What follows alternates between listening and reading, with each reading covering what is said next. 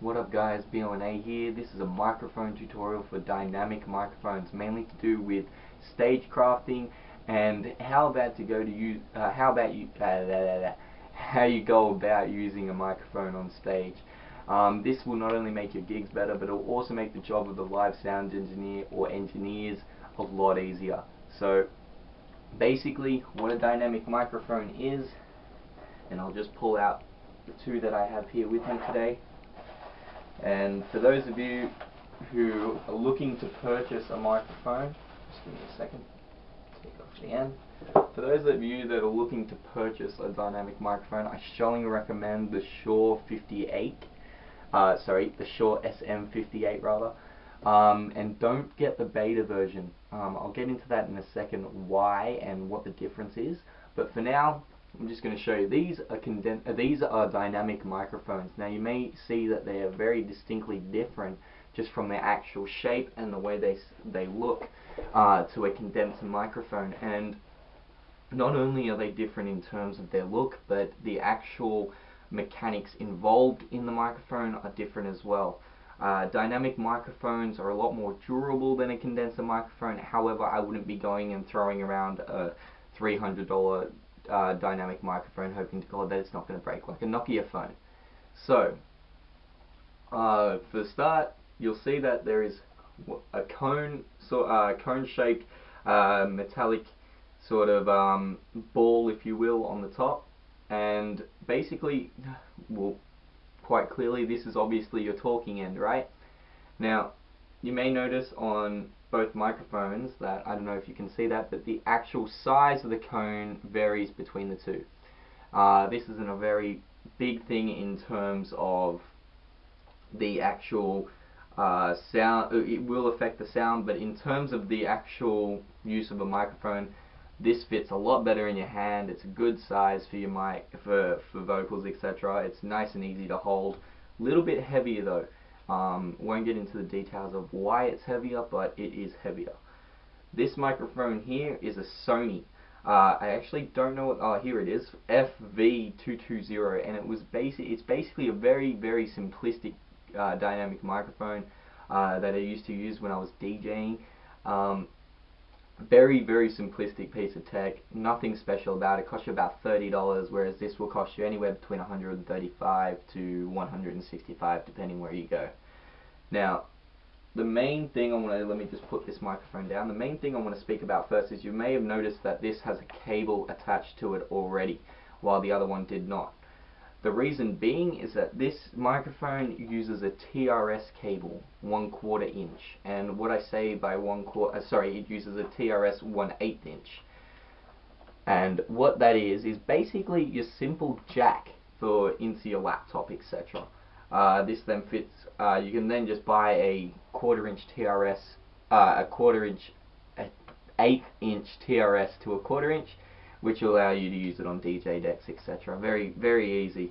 I won't get into detail about why, but try and make sure that if you buy a microphone, alright, that you're going to be using over long distances in a live show, etc.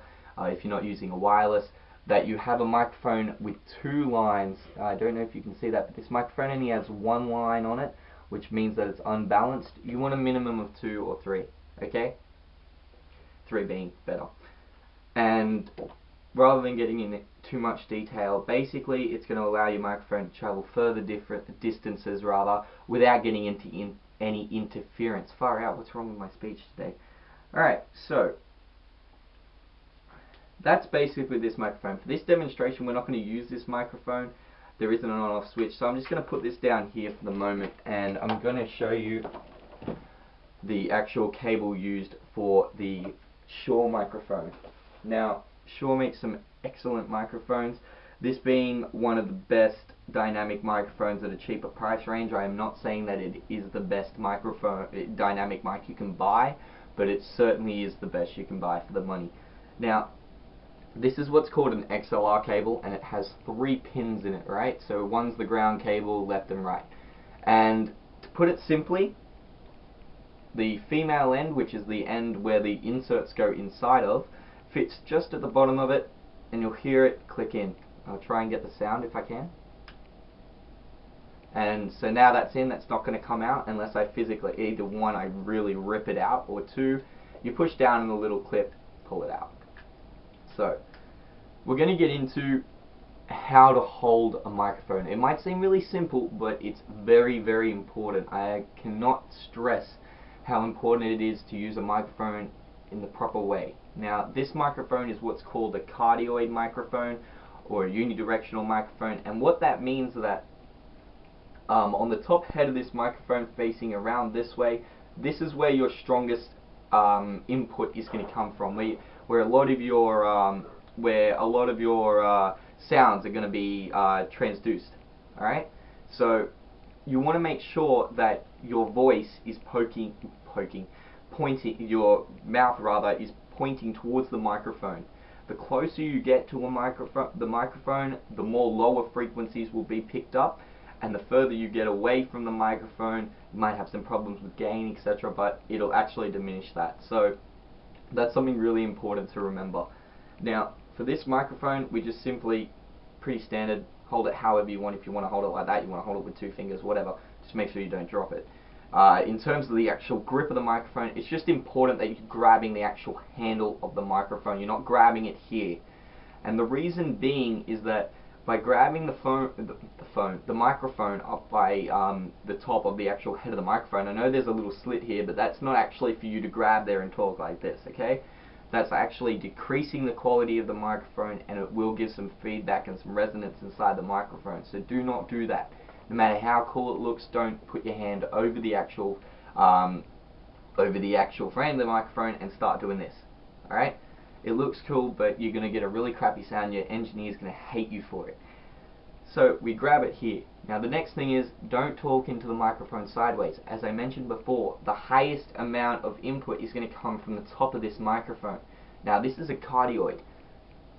Okay, so we want to hold it this way. So it's pointing towards my mouth, I can speak into it. Wherever I go, the microphone goes.